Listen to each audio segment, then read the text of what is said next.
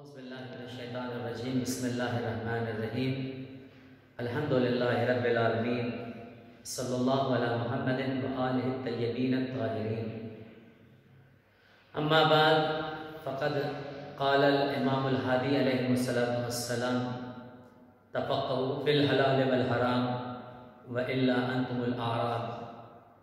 عزیزان گرامی، آج کی یہ گفتگو تقلید کے عنوان سے آپ کی خدمت میں پیش کی جا رہی ہے۔ تقلید ایک مقدس لفظ ہے، ایک اچھا لفظ ہے۔ یہ الگ بات ہے کہ کچھ نافہم افراد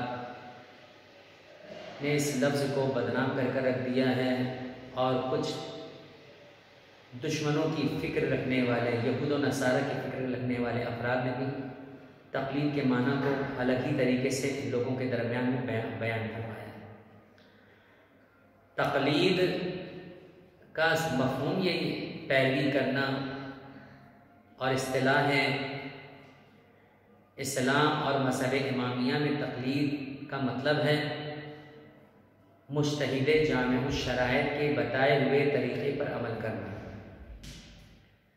اس لیے کہ ہر انسان قرآن کی اصل تک، قرآن کو استنباط کر کے اپنے مسائل کو حل نہیں کر سکتا۔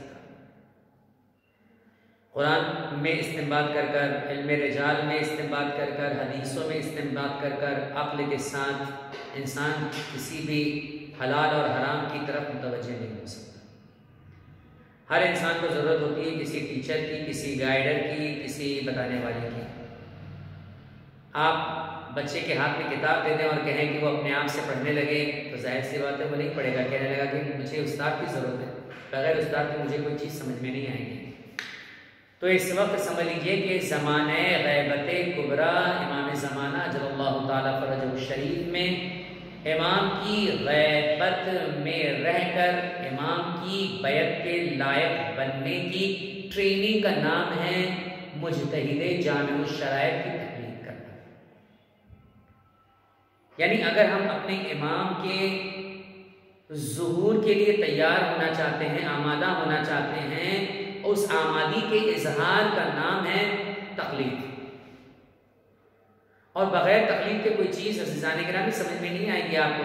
تقلید مجتہد کا مطلب ہوتا ہے مربی، مجتہد کا مطلب ہوتا ہے آپ کی ہدایت کرنے والا، مجتہد کا مطلب ہوتا ہے آپ کو گائیڈ کرنے والا، مجتہد کا مطلب ہوتا ہے آپ کے امام کے راستے پر، یعنی امام کے منتظرین کے راستے پر آپ کی انگلی کو پکڑ کر آگے بڑھانے والا یا آپ کو پش کرنے والے آدمی کا نام ہے تقلید، مجتہد، اور آپ مقلد ہیں، آپ کا کام ہے اس کا چلنا۔ تقلید کے بارے میں خود امام کی حدیث موجود ہے کہ جس میں امام نے بھی فرمایا ہے، اور خود ابھی جو حدیث کی تلاوت آپ کی خدمت میں کی گئی جس میں 10ویں امام نے یہ ارشاد فرمایا ہے تفقہوا فی الحلال والحرام، حلال و حرام کو سمجھو۔ اگر تم نے حلال و حرام کو نہیں سمجھا تو تم بے دین ہو، بے مذہب ہو، لا دین ہو، تمہارے پاس کوئی دین نہیں ہے۔ تو دین سے جو چیز وابستہ رکھتی ہے، اہل بیت کی محبت سے جو چیز وابستہ رکھتی ہے، سنت پیغمبر علیہ السلام سے جو ہمیں وابستہ رکھتی ہے، اس چیز کا نام ہے تقلید۔ امام کی نوکری سے، امام کی غلامی سے، امام کے غیبت میں منتظرین امام ہونے کی صلاحیت جو چیز تمہارے اندر پیدا کرتی ہے، اس چیز کا نام ہے تقلید۔ اور تقلید کا مطلب یہ بھی نہیں ہوتا ہے جیسے آج کے نوجوانوں کو دیکھ کر میں یہ لفظ کہوں گا، مجھے پاکستان کے بارے میں خبر نہیں ہے لیکن بہرحال انڈیا کے بارے میں مجھے معلوم ہے کہ انڈیا میں زیادہ تر نوجوان وہ افراد ہیں کہ جو تقلید تو کرتے ہیں۔ جب ان سے پوچھا جاتا ہے کہ آپ کس کی تقلید کرتے ہیں تو وہ کہتے ہیں کہ ہم آغا سستانی کی تقلید کرتے ہیں، یا آغا رہبر معظم آیت اللہ خامنہئی کی تقلید کرتے ہیں۔